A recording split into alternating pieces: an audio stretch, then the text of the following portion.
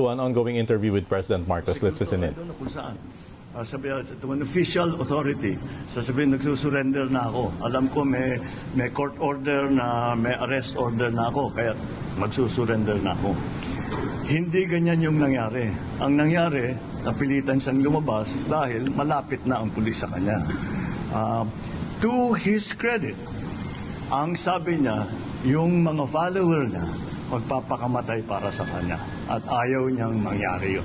So to his credit, he was still displaying a modicum of leadership to his followers. Kaya naman, again, I will stress, it was a very, involved police action, augmented, of course, by the AFP, augmented by the civilian arms of government,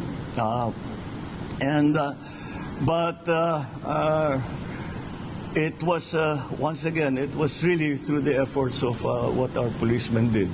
And once again, I stress that kung merong mang nasaktan, ay may galos lamang, may sugat lamang.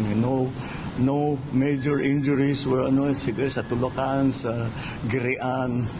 Ngunit wala namang nasaktan wala namang namatay, walang nabaril. Dahil walang ulitin ko. Lahat ng pumasok sa KOJC compound, lahat ng tao natin, ni isa doon ay may dalang baril. Wala sa kanilang may dalang baril. Dahil hindi mo na malaman kung may dalang baril, iba yung nagiging usapan. Ang instruction ko sa kanila, wala akong gusto masaktan. Hindi ko naman gustong saktan yung mga member ng KOJC. Dahil tinutulungan lang nila yung kanilang sinusundan na leader.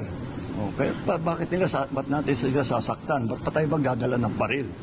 So, ganun na lang. And so, again, this is how it should be done.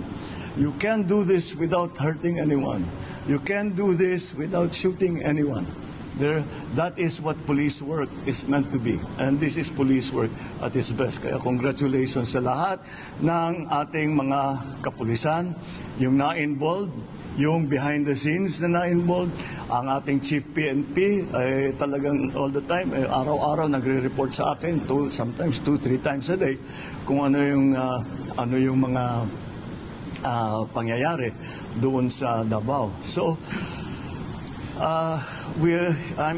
it is really with some relief that I can say that at least this phase of that operation is now over, and we now leave Mr. Kibuloy to the judiciary, to the judicial system. And siyempre, babantayan natin na tama naman ang mangyayari, na lahat ng kanyang karapatan, walang masasagasaan sa karapatan niya, wala namang ibabaliwala sa kanyang kahilingan, kung ano man yun. But again, there is no special treatment. Although he's a very prominent person, we actually, hindi na, kahit na may magsabi na gawin natin special treatment, hindi namin alam gawin yun We don't know what special treatment is. So we will treat him like any other arrested person, and we'll respect his rights, and we will go through the process. The process will be transparent. Everyone who is involved will be accountable.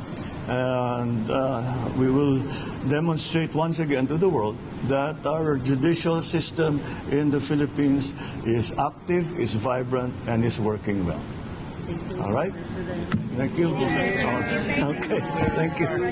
Right, Philippine President Ferdinand Marcos there reacting to the arrest of fugitive Pastor Apollo Kibuloy, saying he did not really surrender. Apparently, the PNP was already closing in on him in Davao. The entire operation, the President commended that as police action at its best. It was the combined effort of the police, the armed forces of the Philippines, and some civilians, which led to the capture of Pastor Kibuloy. The President also saying there will be no special treatment for him.